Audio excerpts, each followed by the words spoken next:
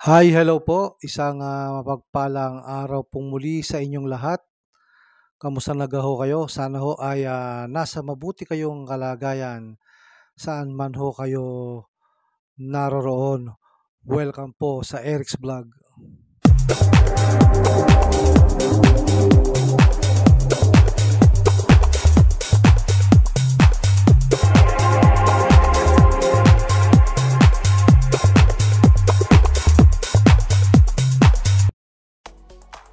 Nagbabalik po muli ang Eric's Vlog. Ngayong araw ho na ito ay atin hong pag-usapan ito hong si Congressman Leandro Ligarda Libiste. Siya ho ang First District Congressman ho ng lalawigan ng Batangas. So siya ho ay anak ni Senator Loren Ligarda at batang-bata hong congressman na nagwagi ho nitong nagdaang May 2025 midterm election. So yan ho si Congressman Leandro Ligarda Libiste. Para po sa kaalaman ng lahat, ito ho yung mga bayan na nakapaloob ho sa unang distrito ng lalawigan ng Batangas. So nandyan ho ang bayan ng Taal, bayan ng Lepery, Calaca, Balayan, Calatagan, Lian, Tuwe at ang huli ho ay ang bayan ng Nasugbo.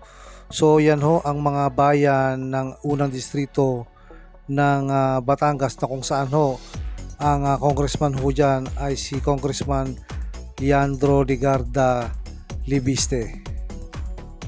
Ito ho, balikan lang ho natin ang naging resulta ho ng labanan ng pagkakongresista sa unang distrito ho ng Batangas nito hong nagdaang May 12, 2025 midterm election. So, ang naglaban ho dyan ay si Leandro Ligarda Libiste na tumakbo ho bilang independent at ang nakalaban ho niya dyan ay itong incumbent congressman ho ng unang distrito ng Batangas na walang iba ho kundi si Eric Buhain na tumakbo ho under Nationalista Party. At dyan ho sa resulta na yan ay nakakuha ho ng botong 268,764 votes itong si Leandro Ligarda Libiste, samantalang itong incumbent congressman ho ng unang distrito ng Batangas ay nakakuha ho ng botong 91,588. So lumalabas ho na lamang ho si Leandro Ligarda Libiste ng boto hong 177,176. Kaya ang nangyari ho, siya ho ang nagwagi dyan ho sa unang distrito ng lalawigan ho ng Batangas bilang congressman.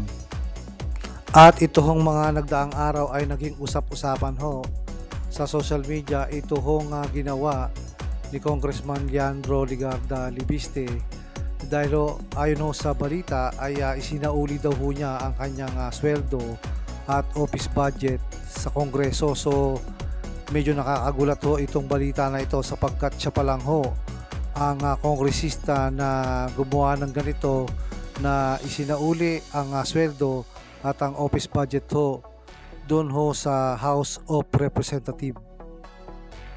At ayon ho sa balita, ang sweldo ho at office budget na tinutukoy ho ay simula pa ho nang siya ay maupo bilang kinatawan ng unang distrito ng lalawigan ng Batangas. Ayon ho sa balita, isinauli ho ni Congressman Leandro Ligarda Libiste ang kanyang sweldo at ang budget office nila bilang simbolo ng tapat na paglilingkod sa bayan. So yan ho ang sinabi ni Congressman Leandro Ligarda Libiste.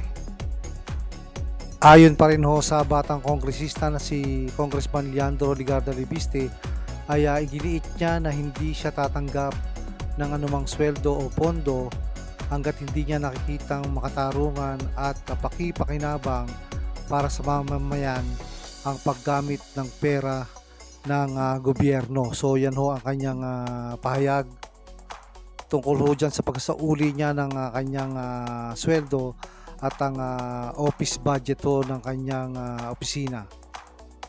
Ayon pa rin ho kay Congressman Leandro Ligarda Libiste ay tungkulin ng bawat halal na opisyal na tiyakin ang bawat pisong buwis ng taong bayan ay ginagastos ng may integridad at pananagutan.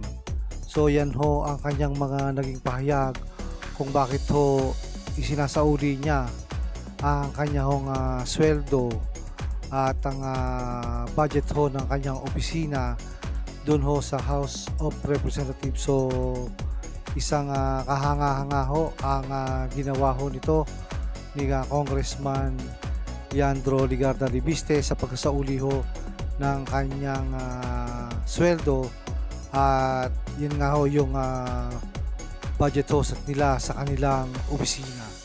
So yun ho ang naging usap-usapan at bali-balita ho dito ho kay Congressman Leandro Ligarda Libiste. So kayo po, ano po ang inyong masasabi sa pagsasauli ho ni Congressman Leandro Ligarda Libiste ng kanyang sahod at ang budget office ho ng kanyang opisina?